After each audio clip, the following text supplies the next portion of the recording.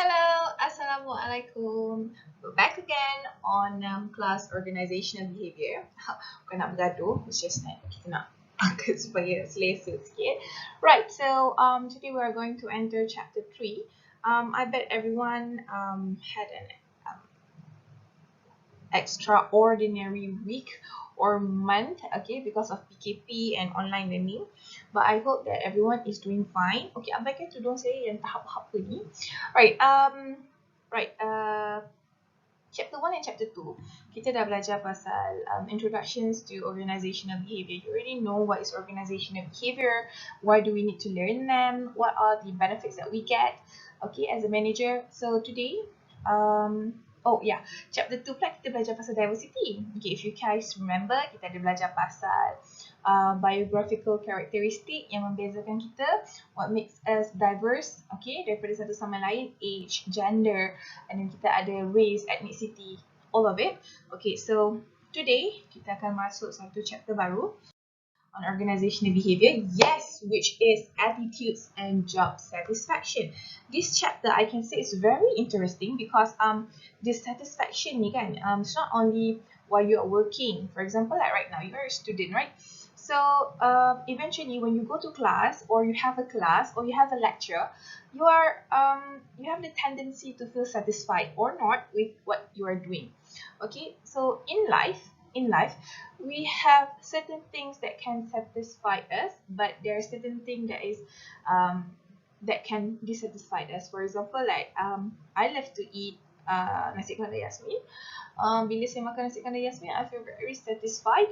But some of us who tak suka nasi kandar will find that dissatisfied and will cause dissatisfaction. So bila ada dissatisfaction, ia akan effect kepada attitude. Or your attitude akan react kepada you punya satisfaction. You see? Okay, so now let us check out apa yang ada dekat this chapter. So, at the end of this chapter, you should be able to contrast the three components of attitude, summarize the relationship between attitudes and behavior, compare and contrast the major job attitudes, okay, define job satisfaction, summarize the cause of job satisfaction, and 4 employee responses to dissatisfaction. Baiklah. Actually, there are 3 components of attitudes and you need to know each one of them, and you need to identify and you should be able to define each one of them so that when the question asks you about the components of attitude, you won't be messing around. Okay, sometimes yes, I do understand when I said you need to understand what you learn. Yes, that is true, but understand means you are able to recall the main or the key point of that particular terms. Okay, so attitude is actually evaluative statement, okay, either favorable or unfavorable about an object or people or events. Okay, it's actually about how do we feel about something, no matter what thing it is, or about someone, no matter who he or she is. Okay, so our attitude is actually an evaluative statement. Okay, it's actually how we react towards something. Okay, see, they reflect on how we feel about something. So there are 3 components in it, which is first is the cognitive. Cognitive, you have to remember when we talk about cognitive, it's always about your mind. Okay, so it's an evaluation, cognitive. Okay, my supervisor teringat pula cerita Kampung Pisang, supervisor. Okay, itulah pentingnya English education. Alright, so it's supervisor. So my supervisor gave a promotion to a co-worker who deserved it less than me. Okay, my supervisor is unfair. So when you have this kind of thought, okay, it calls you an evaluation. You are evaluating the situation. You are evaluating a person. So this is one of the components of attitude. Okay, and then you have affective, which is the feeling. When you have that kind of thoughts, okay, dia akan mempengaruhi you punya feelings. Oh, I hate my supervisor, or I dislike my supervisor. Dislike, it sounds so sangat sopan, ya. So it's like I hate my supervisor, and then it caused the behavior or the actions.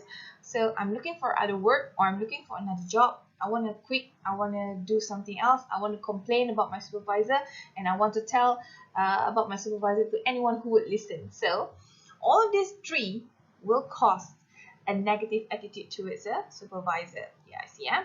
So this plus this and plus this will equally react on the attitude towards your supervisor. You see? So yeah, that is how attitude is developed. So when you learn about this, you should know when you become a manager or you become a worker or as a student or as a son, a daughter, no matter who you are, you can always control this. Okay? You can always control your attitude. Sebab tu orang kata kita punya attitude will be different when we are facing different kind of situation. It's not the personality that change, it's actually the attitude. Okay? But remember this.